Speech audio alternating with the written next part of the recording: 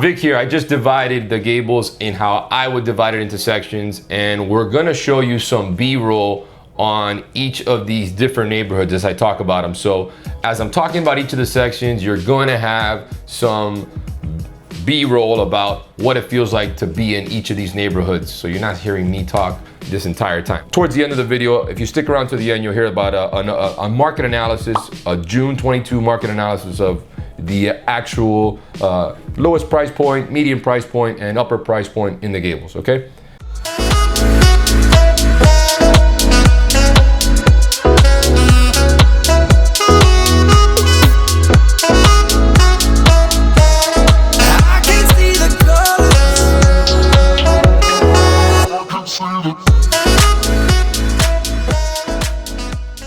We've been talking so much about food. Let's talk about some other stuff. What else is there to do? Let's talk about some of the attractions to do in Coral Gables for those who aren't from here. Yeah, I mean, you can catch theater. Yeah. You know, at the Coral Gables Playhouse. Yep, right on the mile. We've got the theater. There's also a couple museums. There's a museum on Coral Gables Museum. Correct. Right on Salcedo Ave. There's the Coral Gables Museum, which is off of Giralda as well. You've got down south, if you like parks, one of the best and oldest parks in Miami-Dade County is the Matheson Hammocks Park and Marina, which is a fantastic park. That's where your boat's at, right? Yeah, my boat actually sleeps there at night. But there's also a really cool park on the west side, Matheson West. A lot of people don't know about it. There's beautiful trails. I used to love taking my dog there. It's like 50 acres or something like that, where you've got the only place you can really let your dogs loose and run and let them run around. You've got Fairchild Tropical Garden. The Botanical Gardens is a little further south as well. Also a great stop. And last, as you're getting further down, we've got the Deering Estate on the water, which is another beautiful place. A lot of people choose to have weddings there. They have events there. Definitely worth checking out any of those destinations if you're looking to hike and get away from the hot sun. These all have so much tree cover, and Coral Gables known for the canopies. We're gonna show you a lot of that in the videos when you see the different style homes that we've got, but totally worth checking out any of those sites and destinations, okay? Let's also talk about dinner. We haven't talked about dinner yet. Yeah, dinner. I mean, really anywhere on Giralda, that's my go-to. But Miracle Mile has OG restaurants. Yeah, you have your Morton's, which is my go-to Friday spot, especially after work. They have a great happy hour. They have a great bar bites. You have Hillstones, which make sure to get a reservation. You do not just show up and ask for a table.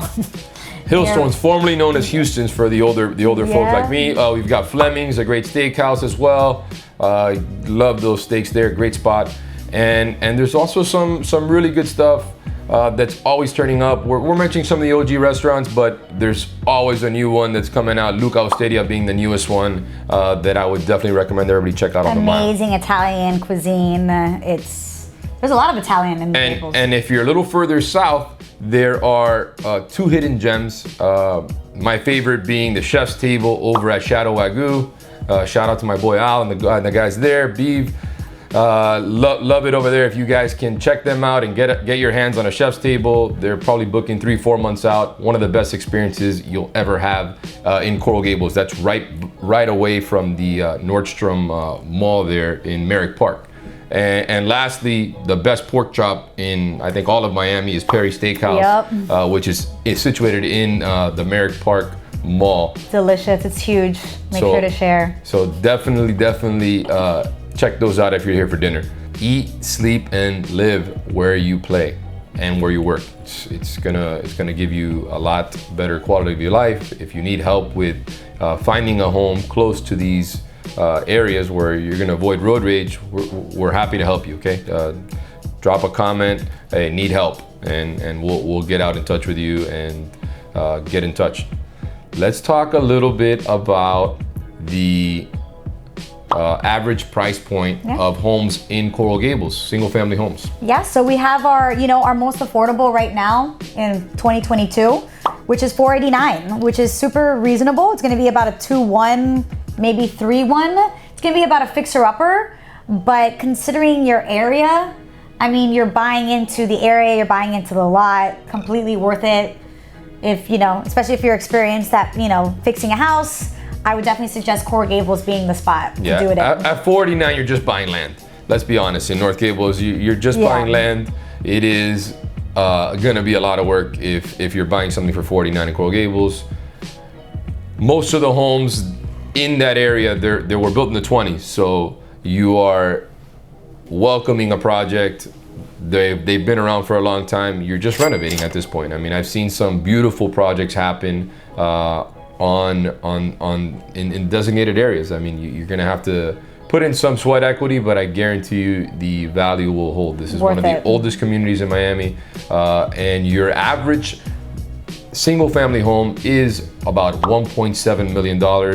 That's as of today. Today is in June. We're shooting this in June 2022. So your average home price in Coral Gables is $1.7 million.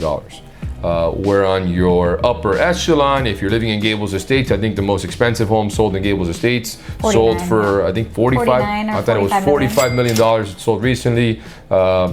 The hedge fund manager out of Chicago, I think the guy who owns the Citadel, Ken Griffin, bought that. So I traded one in Gables Estates last year for 12.8. And you know, that house is gonna get completely redone. It's gotten leveled. I think it's traded once or twice since. But if you're looking to do a deal in Gables Estates, give us a call. We're happy to put you in touch with someone who might be buying or selling in that area, or who's developing. I know some people who are building some beautiful homes in that area. They're all custom homes. They're all sitting on acre lots. It's honestly the place to be, if you ask me. That is the most private community.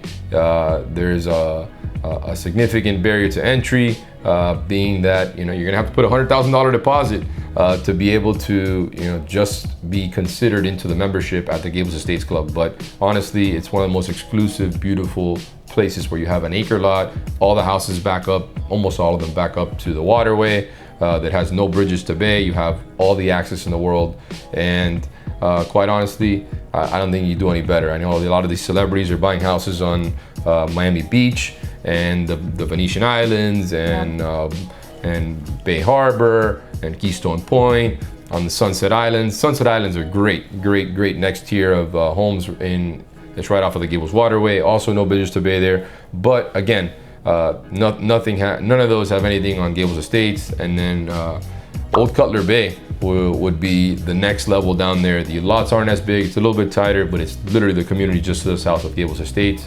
I highly recommend that area as well. Beautiful homes. You're looking more in the $8 to $10 million range there, probably up to 15 now, depending if you're getting into newer construction and what the finishes are.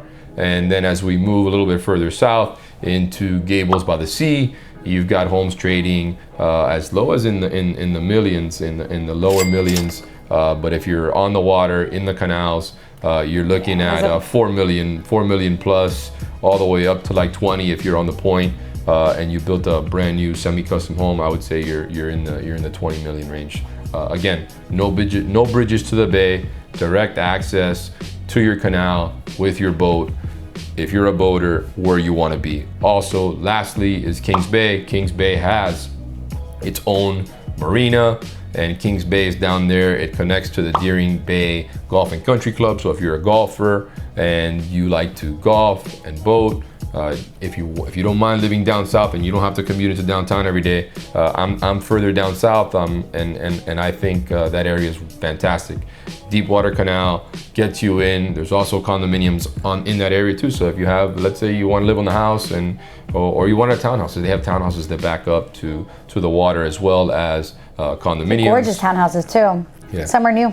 Yeah, absolutely a great place to check out. If you are parking a big yacht and you're down south, Kings Bay, great place to be as well. So South Gables, I would consider South Gables to be the homes just south of the University of Miami. So the University of Miami kind of sits in that barrier that runs from east to west. So the University of Miami is right off of US 1, and it divides, I would say, the North Gables houses from the South Gables houses.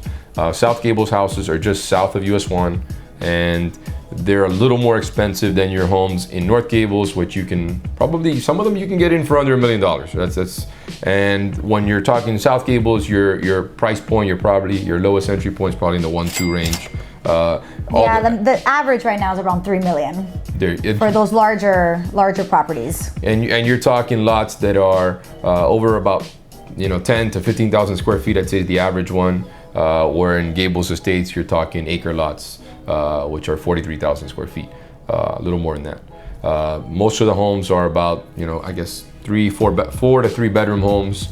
As you get further south and you've got more land, you're gonna have much larger homes. If you like this content, please give us a like, follow, subscribe, and let us know what we missed, where we should go next, and what we need to cover next. Thanks, guys. Talk to you next time. Thanks.